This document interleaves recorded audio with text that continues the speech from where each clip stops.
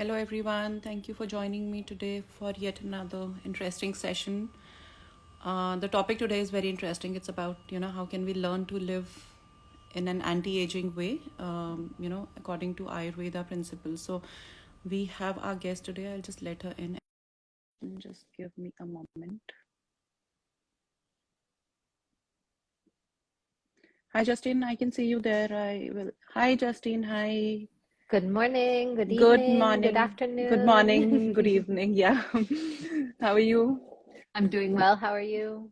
Good, great. Thank you so much for, being here for this session today and enlightening us on anti-aging, ways of life. How can we learn to live it with Ayurveda? I'll start the session just in a moment. I'll just first introduce you and then we'll start the session. Yeah.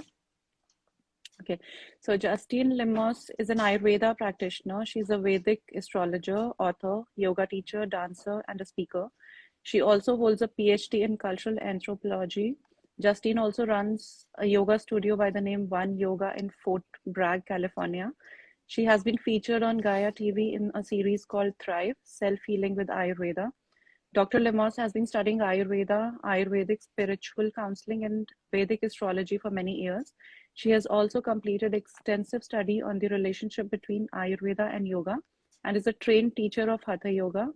Justine specializes in boosting radiance and finding balance through the female life cycle, transforming PMS, hot flashes, infertility, skin issues, and depletion, converting it into blissful, radiant energy and delightful health. Great, Justine, amazing profile. And since our topic is about anti-aging today, so I'll straight over, get into our topic. Since we're talking anti-aging, and for a lot of women, anti-aging also means, it's a concept we can also relate it to beauty inside out. So let's first try to understand, as per Ayurveda, what is beauty. I mean, there are three different definitions of beauty as per Ayurveda. So from a daily life perspective, how can we understand these three definitions?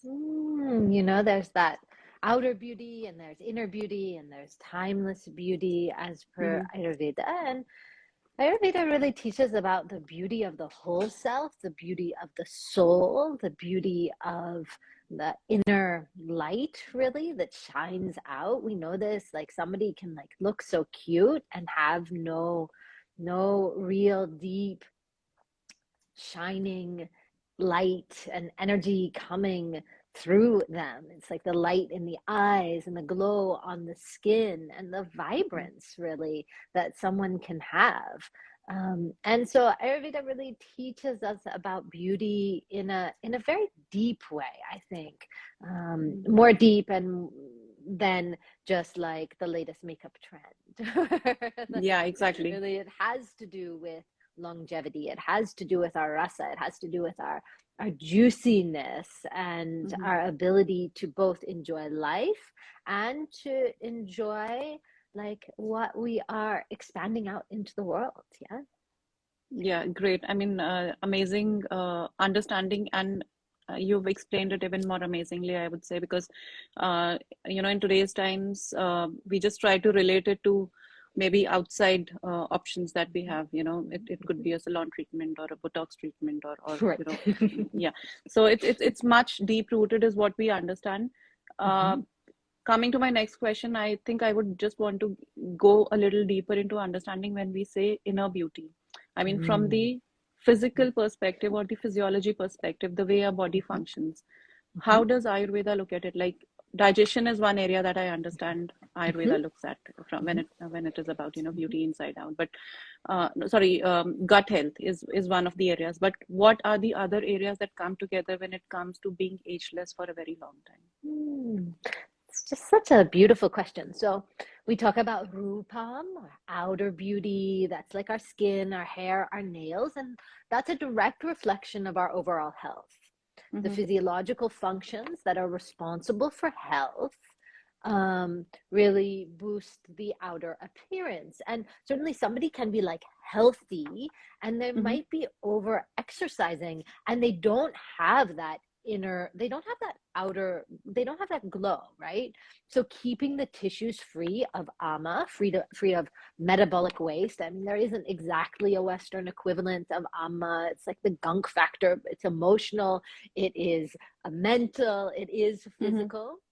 and then supporting the digestion really uh, makes a difference. And then, there's specific recommendations for cleansing and clearing all of the tissues. Like if we don't have good rasa, if we don't have good blood plasma, we'll get wrinkles and we'll have a lack of luster to the skin. And then rakta will cause inflammation and so on and so on, right?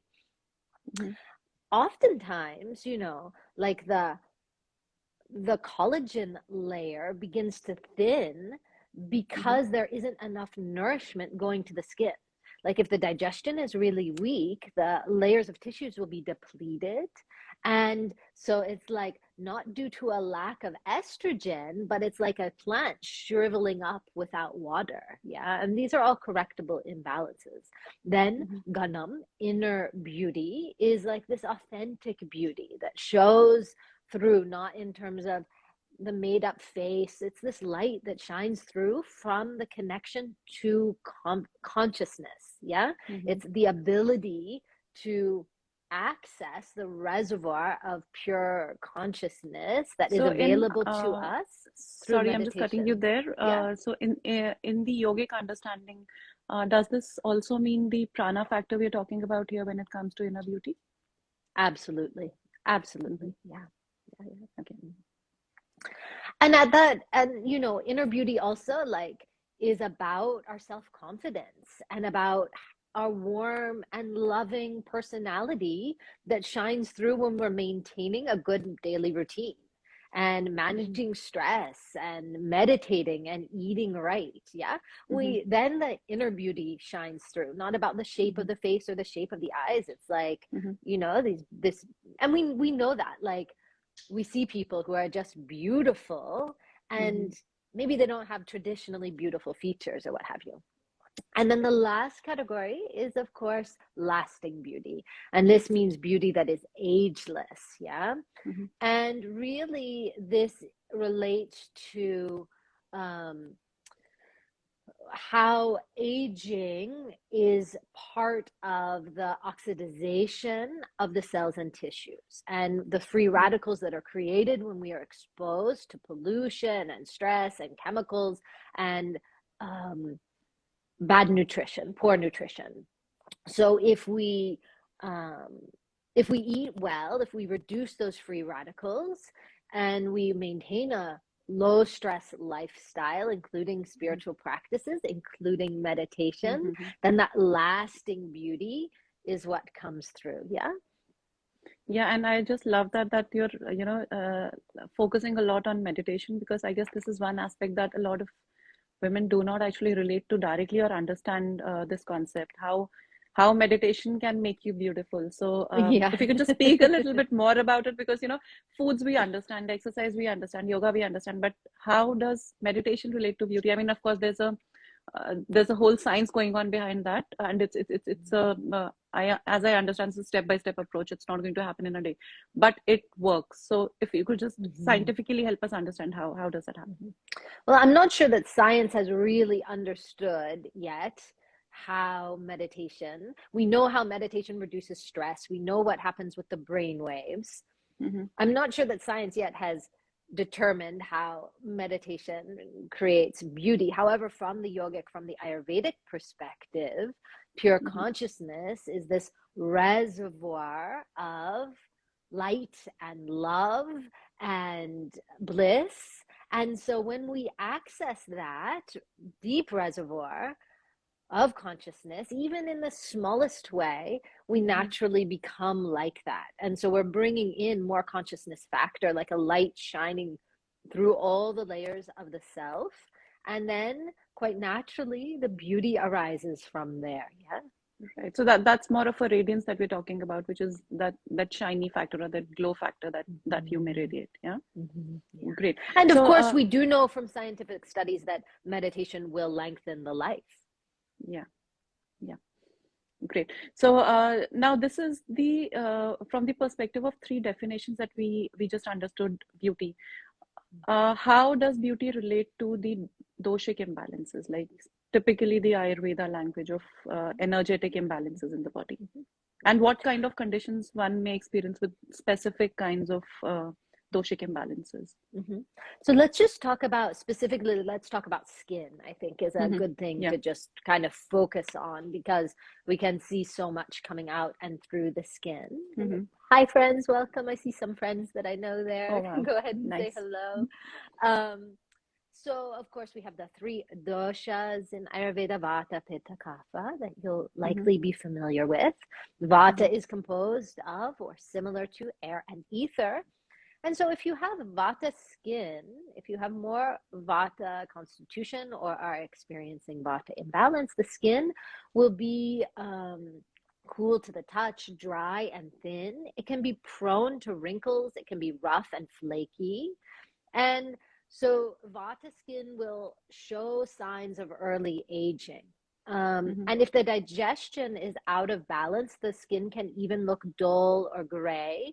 And also, like dry eczema disorders can come through when the skin is very Vata, because Vata always brings that dryness through. Yeah. So I guess that's a very important thing that you've brought up, because a lot of people, a lot of it, like eczema and psoriasis, is a condition which is spreading out like fire. I mean, every other person It you come really is. across, Yeah. yes. So Yeah. that's the Vata dominance, which is more of activity, more of We aggressiveness, have to more of. determine, there we have to sometimes, usually there's a vata root to skin, eczema, psoriasis, all these things. And sometimes there's a complication of pitta dosha, of Hmm. inflammation that can come through as well. So actually, we have to know a bit more about what's going on Hmm. if for that individual person. But, I think that this, you know, so many people having eczema, etc., is in part due from pollutions in the Hmm. environment and also then combined with weak digestion. And in Hmm. fact, it may have a relationship to climate change as well, the temperatures all warming and everything like that. Yeah. Hmm. I would just want to add on here, one of the ideology from the traditional Chinese medicine, where there's Mm. this, there's this pairing, organ pairing is what Yes. how they look at it. So, Yeah. and the manifestation of organ pairing on your Yes. face showing up as imbalance. So, that dullness or that Mm-hmm. dryness on the face is very also deeply related to your lungs, and the lungs are also associated with a lot of allergic reactions on the skin, and Absolutely. and and Absolutely. Yeah. And that's and what eczema I'm and psoriasis, yeah. So which means if you have a weak lung capacity, or if your breathing is shallow, uh, over years it might culminate into such conditions. absolutely. And Ayurvedically, we often find a relationship between asthma Hmm. and psoriasis, eczema, like And that. Yeah. skin, and Yeah. skin, And yeah. skin. Yeah. Yeah, yeah. So So, that's absolutely. amazing, yeah. I mean, And so then Pitta dosha is like fire and a bit of water. And so hmm. Pitta dosha skin, tendency towards rashes and Hmm. rosacea, acne, liver spots, pigment disorders, because there's a lot of fire in the constitution. The skin doesn't tolerate heat very well. Hmm. It can be very photosensitive, can accumulate a lot of sun damage, really needs to be careful for melanoma. And Hmm. pitta dosha, people pitta dosha skin should really avoid like tanning treatments and these types of things that will um, that can damage the skin, right? Whereas vata skin gets aggravated by mental stress, pitta skin tends to get aggravated by emotional stress, anger, frustration, resentment, irritation, and then that will come out in acne and rashes in kind of And explosions in the how skin. how do we categorize mental stress? Is it overthinking, or I mean, what comes under the category of mental Let's stress? think of it as like anxiety, overthinking, difficulty falling asleep. The mind just won't stop. Working, okay, Obsessions, things like that. Yeah. okay. So Mhm. mind in that over rush mode all the time. Yes, that's exactly right. Okay. Whereas the pitta skin gets really aggravated by the emotional stress of the Hmm. anger and the irritation and all of these things. Yeah. Okay, nice. And how about the kapha skin? Mm-hmm. So kapha skin is like earth and water. And here, kapha skin types, they develop wrinkles much slower and much less than Vata, Pitta Hmm. skin types. Like they're the people who, you look at them, they're 65 years old, they don't really have any wrinkles, but Hmm. the Kapha dosha types will tend to get large pores, like the Hmm. wide pores, and it can be um, oily skin, it can be moist types of eczema, Hmm. blackheads, pimples that are very deep in the skin, and then kapha skin can be more prone to fungal infections. Like we won't see that on the face, but in other Hmm. areas of the body, and that's because of that heavy, cold nature of kapha dosha. Okay. So, like, what, according to you, I mean, in terms of percentage, broadly in terms of percentage, if we have to see what is the role of foods to create further imbalances in these doshic types, from where Mm. all these skin concerns may start to happen. It's a really good question. So, food is so essential, but it takes a long time for the body to process Hmm. all the way through all the tissues. It takes like 40 days for the body Hmm. to process the nutrients. So then the it is more not it's more the status of the digestion and the digestive fire. Someone can have extremely good digestive fire. I Hmm. live with someone like this, and they can pretty much eat like anything. And because their digestive strength is so good and it's Hmm. so maintained that it never comes out on the skin, it never comes out in a health imbalance, right? Someone who has very weak digestion, they make a tiny mistake with their food and they're eating, and suddenly they have then I see this over and over again in my practice where people, and it's very sad, they become convinced that their body is reacting to every type of food and they're down to Yeah. just eating like sweet potato and rice or something like that, like Right. very and some broth, right? And Hmm. it's not actually that they're allergic to all of these things or that they have reaction to all these things. It's that the digestion has become so weak, and once the fire of the digestion is balanced and increased, then suddenly they can eat all of these things that they thought they had intolerance to, imbalance to. Hmm. And this is like a mistake that, of course, people are looking for health and healing, but they begin to just correlate. I ate an egg yesterday. Today I have Yeah, acne. Yeah. there's And too it's much of not an exactly obsession like that. around that. Yes. Yeah. Yeah, Yeah. it's I mean, that's how, like if we look into Ayurveda, the specific, so there's a specific way of cooking and looking at foods Mm-hmm. in the Mm-hmm. Ayurveda terminology as Mm-hmm. compared to how different modern fads or modern ways of understanding Yes. have looked at food. So, uh, as per your practice and the kind of cases that you look Mm-hmm. into, and specifically from the skin perspective, what's your take on understanding the from the understanding of foods perspective? How is Ayurveda much more reliant way of eating and understanding foods as compared to all these fads that keep coming in? Yeah, that's a really good question.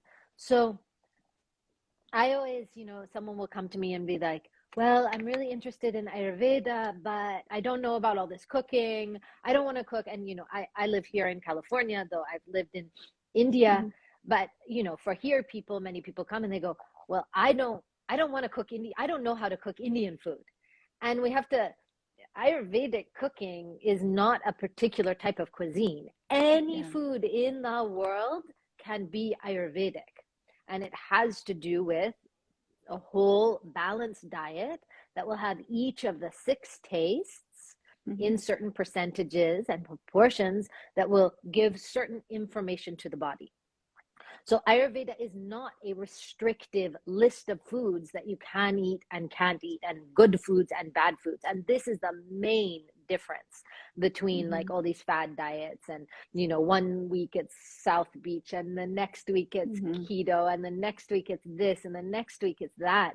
This is a holistic system of nutrition for the body that goes beyond any type of regional cuisine and goes beyond any type of fad diet or restriction. So I think you've brought in my next question in this explanation. How are tastes associated with specific conditions on the skin? I mean, to make this question more precise, like a lot of people have sweet tooth. or have salty inclination. So and there are extremes also into this, like in macrobiotics, Yeah. how we see is that there are centering or balancing foods and there are extreme foods. So in those two typical important tastes, which is sweet and the salt, there could be extremes, like alcohol could be one kind of extreme sweet, and maybe eggs Mhm. could be one other kind of extreme salt. So uh, when these extremities hit is where it creates a lot of it's not balancing for the body, and that's where it Mhm. creates imbalances. From the Ayurveda perspective, and from the tastes perspective, how does Ayurveda look at it? Like, Mhm. is there any science behind, like if somebody has a sweet tooth, the skin Mhm. would behave in a certain way, or somebody has a Mhm. salty tooth, then Yeah. Certainly, cravings tell us a great deal about what's happening in the physiology. And so Mhm, I won't have time to talk about all six tastes in detail, but I will talk about a little bit about each, and then sweet. The mhm. main cravings that we see are sweet, salty, and sometimes sour. It can be Yeah, like people who really want like pickles or all the maybe a time. tangy or Really, a spicy yeah, yeah, yeah. yeah. Spicy, we sometimes see not as much as a craving. Like some people love to Mhm, eat the chilies and the salsa and all this stuff, mhm. but it's a bit different than like a craving. But India, So you'll there's find a six. lot of people craving for spicy stuff. I mean, I guess Mm, it's by default hmm, inherited in our taste hmm, buds. I mean, for a hmm. lot of people. Well, and also like, so that's a whole interesting question about like particular cultures and their attractions to Hmm. particular tastes, the environment, the culture. Like it's Hmm. actually very fascinating. And we Right. can go, there was actually an Ayurvedic Vaidya. It's a bit essentializing, but there was an Ayurvedic Vaidya who went around to all these different countries and cultures, feeling Hmm. pulses to try to determine which cultures had the most amma, the most metabolic waste, and the least Okay. amma, like the best digestive fire. And Wow. his, it's not scientific, like peer reviewed, but his findings were very interesting. So anyhow, in Ayurveda, So what was there's the finding? Like which yeah, I place don't know if people I had should a lot of say. I don't want to offend okay. anyone Okay, because okay. he So let found, it be. yeah, Yeah. he found that he felt like German culture had the most ama, yeah, like, Okay. and he related it to emotional, like not emotional expression, but Hmm. also the diet, like heavy diet and pastries and Hmm. beer and so on. And then he found Italian culture to have least ama. And Okay. even though there's all these pastas and heavy creams and everything, and he Hmm. related it to the ability to express emotions like really Okay. well. Nice. It's I mean, actually really that's interesting. fascinating. That's quite interesting. Yeah. Yeah. And Yeah. actually, Yeah. like, so then, like the pungent craving and taste that we'll find like in South Asia, he related to like more kind of energy of kapha dosha in South Asia, so I don't Okay. know, it's Okay. But I mean, it's that's quite a diverse topic of research, I believe, because, absolutely. the nature is behaving differently, and then genetics are also playing, environment is Mm. playing. So there's a lot of Yeah, yeah. things that's Not at the back of that, it. not that like all South Asian people are kapha dosha, just like a kind Hmm. of cultural attitude of like relaxation, And so, like I said, it's very Okay. Yeah. essentializing, Right. but it's But an that's very interesting interesting. way Yeah. to think. Yeah. Yeah. So in Ayurveda, there are 6 tastes that we Hmm. consider sweet, salty, sour, pungent, spicy, Hmm. astringent, which is drying, Hmm. and bitter. And each of those tastes have a relationship to the Panchamahabhutas, to the five great elements, and therefore to the doshas. So, sweet taste, uh, because it's comprised of earth and water, and how these correlations are made are a bit mysterious, but we can Hmm. know that, like, if we take sweet taste, it's very comforting, very nurturing. After all, Hmm. usually the first food is the mother's milk, which is very, very sweet. So it Hmm. so it really embraces us like earth and water. And so in this way, it reduces vata, it reduces pitta. Usually, when there's a strong craving for sweet taste, like especially chocolates, pastries, these things, two things are happening. The body is trying to soothe vata dosha, trying to soothe the mind. Usually, there's an imbalance in the nervous system, Hmm. and or the body is craving more energy. There's depletion, and the body is like, give me a sweet, quick fix to pick me up so that I can keep overworking and pushing through. Yeah. Salty taste is made of fire and water. Fire and a bit of water. We know this. If you take a teaspoon of salt and you put it in your mouth, my God, your mouth will burn. We can't take that much salt. Right. Yeah. Also, salt makes the body retain water. Yeah. If you eat a lot of salt. So we know that it's like has these properties of fire and water. So in this way, salty taste increases pitta dosha, it reduces vata, it reduces kapha dosha. Usually, again, the craving for salt is about vata dosha. The mind wants to be soothed. Also, the salty taste on the level of the psychology is about wanting like more zest in the life. Like there's not a sense of like excitement, of newness, of like things. So there's this desire for zest in life. Okay. And then the last one that I'll just talk about because it's very common is the sour taste. And sour taste is made of, let's see, what is sour taste made of? It's made of earth and fire. Combination earth and fire. So it has this groundedness and also this heatingness. We know this. If we like eat sour, it has some fire to it. It reduces vata again. So all three of these things, salt, sour, and sweet, and also pungent, tame vata dosha. Sour taste will increase pitta, it will increase kapha. So sour taste cleanses the tissues, and it balances acidity, actually. And usually with sour taste, it's that, there's a desire for like a wider experience of life. Like there's a sense psychologically of being closed in. And we should remember what's very, very interesting. Most fast foods, especially in the West, but of course we can find them in India. What are the three main tastes that they give? Like at McDonald's, it's like sweet, sour, and salty. Sweet, sour, Over and over again. So it's very interesting.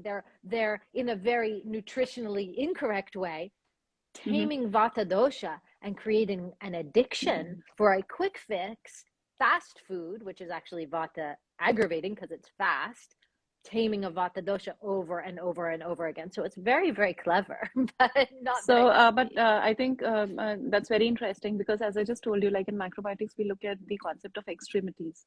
So this in a way is extremity, like one extreme of sweet, extreme of salt. Though in a way it is a balance, but it's an imbalance creating balance. Oh, it's not a balance because of course Ayurvedically we need all 6 tastes, right? And this is just giving those 3 tastes over and over and over again. But it's because almost everyone has a massive vata dosha imbalance.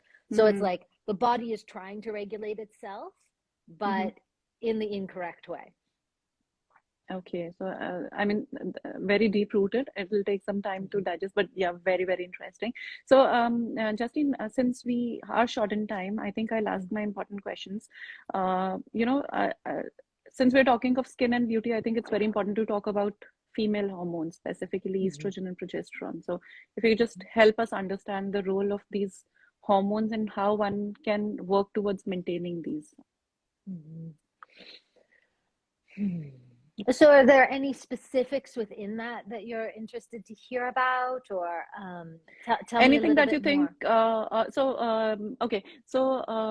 Estrogen, when we're talking about these, specifically the female hormones in different phases of life, these hormones start to get up and down. I mean, in earlier years still they're balanced, but towards the later years, specifically how the estrogen goes down and the progesterone imbalance happens. So and that has a huge impact on skin, hair, body weight, and everything. And a lot of women, specifically looking for these solutions, end up having these external treatments or looking for these weight loss treatments, which may be costing them in the long run, like gymming. It could be mindless gymming. And I mean, I am aware of such people who want to do anything and everything to lose that weight or to get their skin right without focusing on these specific hormones. So from that Mm-hmm. perspective, if you could answer that. Yeah, absolutely. And we talked about this a lot in our podcast segment. You know, Mm-hmm. Ayurveda doesn't really talk about estrogen and progesterone. They talk about the doshas, and they talk about the Mm-hmm. doshas through the life cycle. So in this segment, I'll talk about it in this way. Mm-hmm. Children are quite naturally, they have more kapha dosha. Yeah. Mm-hmm. And kapha dosha is moist and heavy.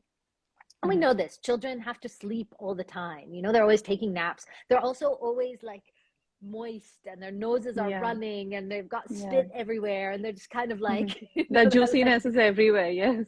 yeah, Yeah. exactly. It's And just that's the flowing out. nature Yeah. of kapha dosha. It's Mm-hmm. very unctuous and oozing, right?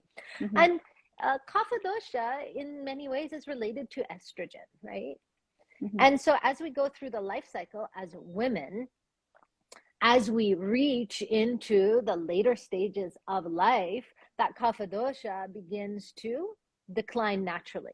And we Mm-hmm. know in Ayurveda, we're told that we have 3 stages of life: the kapha dosha in the childhood, the pitta dosha in the Mm-hmm. middle age, and the vata dosha in the older age, right? Mm-hmm. So that kapha dosha, which is also related to estrogen, starts to reduce. And as it starts to reduce, the imbalances start to show where they are and who they are.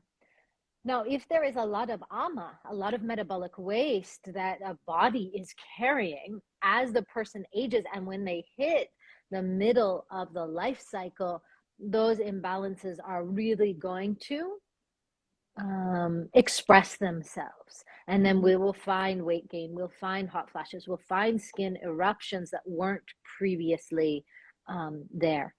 And so the best thing we can do is maintain our our healthy routines and our healthy lifestyle, our Ayurvedic routines throughout the entire life cycle. And also, it becomes very important that we are not hitting middle age carrying a great deal of metabolic waste or ama. Because at that Mm-hmm. time, when we hit middle age and the estrogen begins to go down, Mm-hmm. then the body is holding on to the weight in that way. Yeah. Okay. And I guess it's also causing a lot of other symptoms, specifically the perimenopausal symptoms and the menopausal symptoms and So everything. perimenopause can be from 2 sources, or like hot flashes Mm-hmm. specifically can have 2 sources, and one body can have both, one or just the other. Those are Mm-hmm. ama, metabolic waste, and then the energy of the liver of Ranjaka Pitta. And Okay. basically, the energy of that Ranjaka Pitta begins to express itself, creating these explosions of heat throughout the body. We also have to really watch elimination, making sure that elimination is correct and perfect, or else there's a blockage in apanavata, the downward flow that then expresses itself Mm-hmm. upward, mixes with the liver heat, and we have explosions of heat in that way. Yeah. Wow. So I think now, since we're talking of liver heat and we're also talking Yeah. of the AMA Mm-hmm. metabolic wastes, I guess the root or the center of these wastes becomes the gut, right? I mean, if your gut is not functioning right, ultimately it's going to impact your liver also. It's going to impact your the accumulation of metabolic wastes also. So, do you think working on the digestion is the key to gradually start working on reducing the symptoms that the liver may be throwing or So there's you know. 2 things. Digestive health is absolutely imperative, but the liver heat can be caused from other things as well that are not related to digestion. Alcohol is incredibly heating to the liver. We know this. If someone takes Mm, too much alcohol, then they have liver psoriasis, right? mhm, Um, Too much spice, garlic is very heating to the liver. Too much hing is very heating to the liver.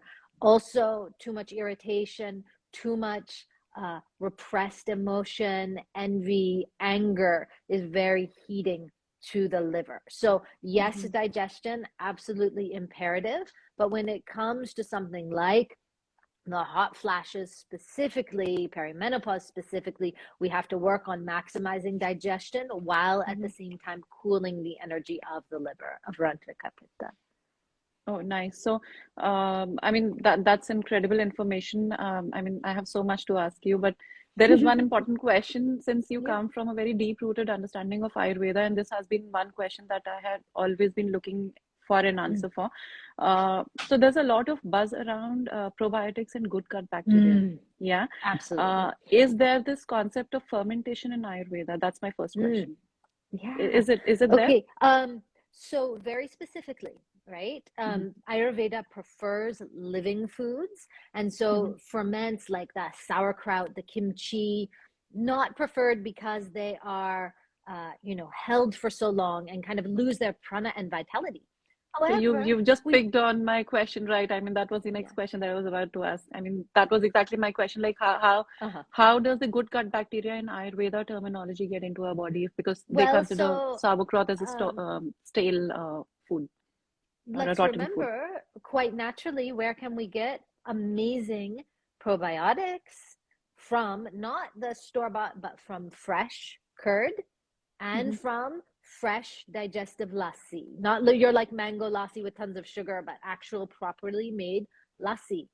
Mm-hmm. Also like dosha, fermented lentil, that has uh, like in South Indian cuisine, quite naturally so many probiotics. So we Mm-hmm. get the probiotics specifically from those sources that are very, very fresh. And, Okay. like lassi, digestive lassi with cumin, with a bit of salt, is there used all the time and taken Mm-hmm. traditionally at the lunchtime meal. So that idea of probiotics is there in Ayurveda.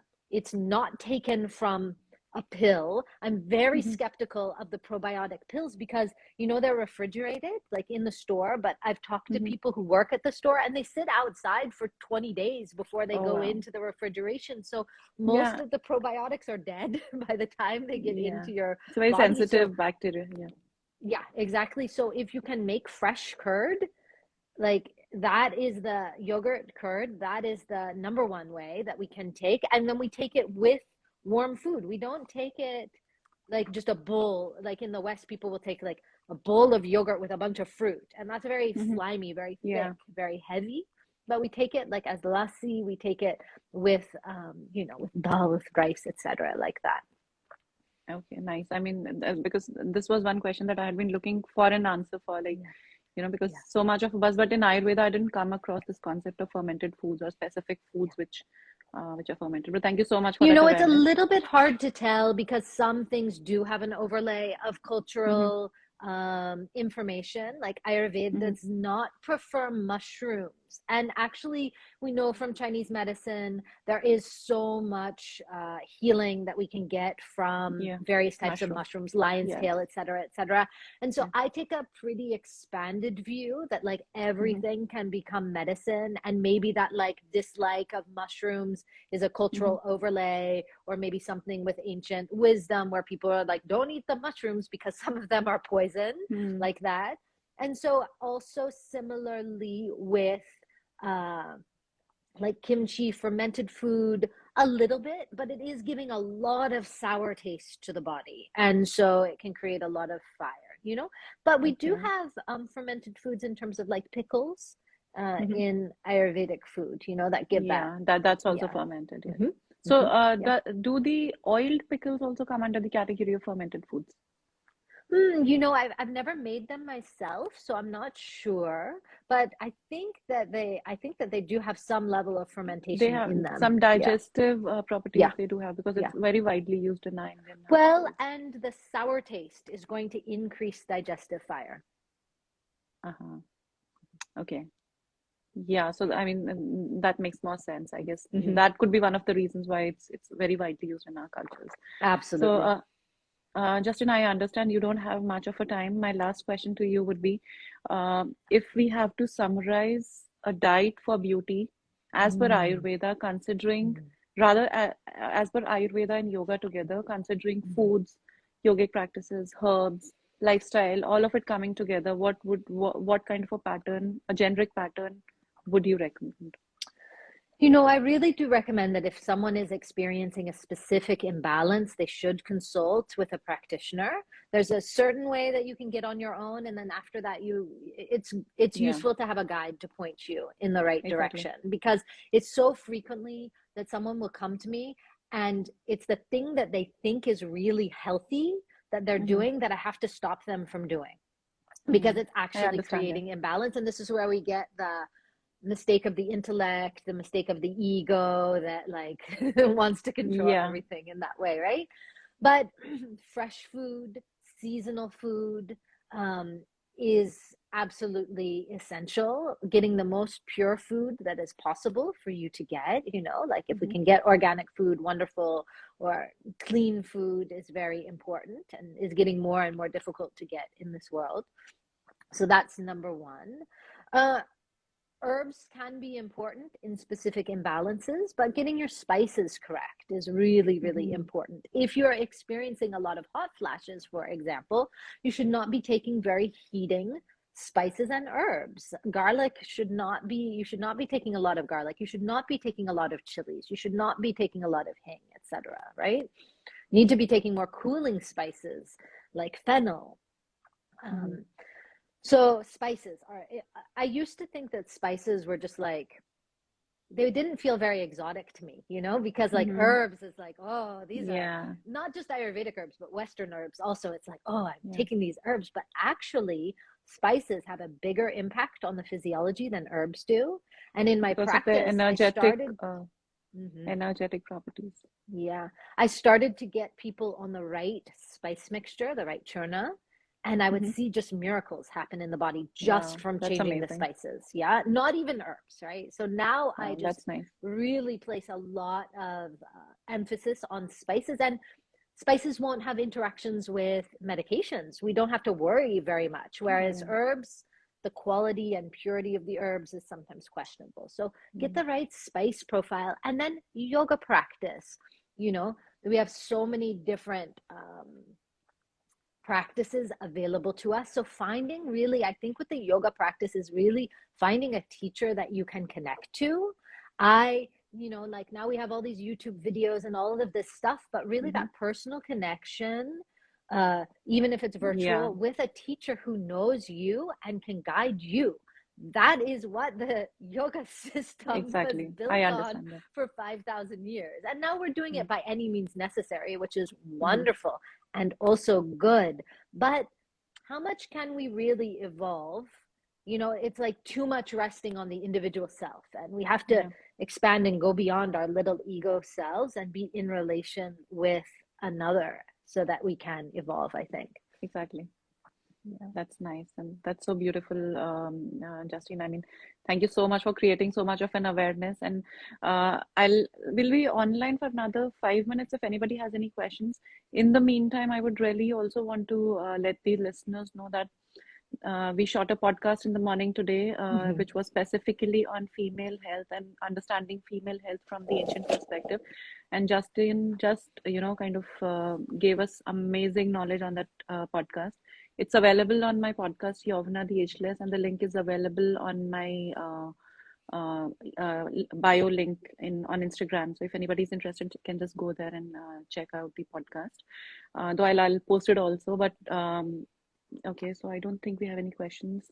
Justine, anything Thank that you, you would want to? Melissa. I'm glad my friend Melissa is here. That's Wow, so that's nice. And nice. it was an amazing session. And anything else that you would want to add on before we wind up the session, Justine?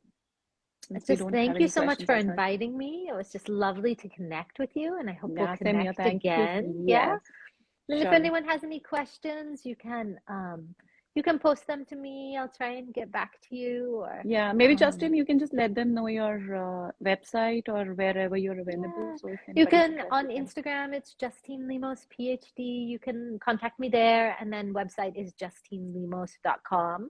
It's JustineLemos. So you can find me there.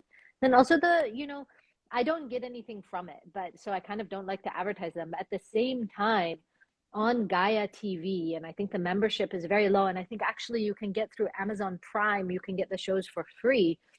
There's our show, Thrive Self Healing with Ayurveda.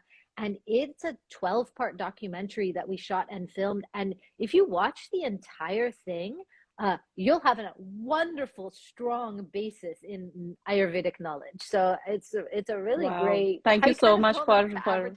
Like I shouldn't say that I don't like to advertise them. At no, the no, but same I've time, seen it's the like, channel and it's amazing. I mean, I was just because before having conversation with you, I was just looking at the Gaia TV, what it is all about and what kind of content does it has, and it seems like really promising kind of a content, specifically in yoga and Ayurveda. yeah, absolutely. Yeah. So, what So we have foods would recommend for inflammation of nose and throat? Well, really, we have to know more information. Like I hate to say this all the time, but we really need to know more information. How long has the nose and throat been inflamed? Is it a chronic condition? Is it something that's just been there for 3 days? Something like that, right? If there's a lot of, and what do we mean by inflammation? Is it actually inflammation or is it just dryness? Is it actually mucus? Like, so what do we mean by inflammation of nose and throat is the first question. If it's actually heat inflammation, then soothing things, cooling things, cilantro, these types of things will reduce that inflammation. So we just need to know more information on these like specific case by case questions. Yeah, and that's the beauty of Ayurveda. yeah. One person has acne and it is a manifestation of one imbalance. Another person has the acne, it's completely different. Western medicine just says, oh, they both have acne, let's throw this Mm. topical cream on the same thing. And it's not actually having the same root. So we just need to know more I understand what information. is very coming from, yeah, because getting so much deep into Ayurveda, it's really difficult to give generic suggestions, I Yeah, believe. Yeah. absolutely. And that's why now I when I offer group programs, I often offer like one-on-one sessions along with those group programs because we always need that individual guidance. So chronic mucus from childhood, yeah. So likely, though we don't know, we need to know a lot more information. The likely, probably a kapha dosha imbalance. It probably has uh, an element of vata dosha, of udana vata that's there between, the energy of the throat, the energy of the nose. Like with this, if it's chronic from childhood, that's where I start to look at the Jyotish chart and try to see the karmic blueprints of like what's happening in the planetary cycles to cause this chronic mucus. And is there Wow. a remedy on the level of mantra? Is there a remedy on the level of yagya, of fire ceremony, of sadhana that needs to be done in addition to food and dietary recommendations, that like whole profile that is there. So if it's mucus, it's not necessarily inflammation, right? It's a clogged mucus. And so we have to look at, are there foods that would aggravate that mucus? Is there a lot of dairy? Are we taking a lot of paneer? Are we taking a lot of milk? Is the milk spiced? Is it boiled? Like what is happening to create that chronic mucus, and why is it going into the nose and throat? Great. Great. Thank you so much, Justin. I Yeah. guess, okay. So we don't have any other question, and I think we'll wind up the session since you mentioned thank you so much for being there, Justin, and I think we'll be in touch. Thank you for your podcast also in the morning and for this amazing session today. All And be right. connected. Yeah. Thank Much you so love. much. Take care. Bye, Thank you. Thank you. everyone. Bye-bye. Bye.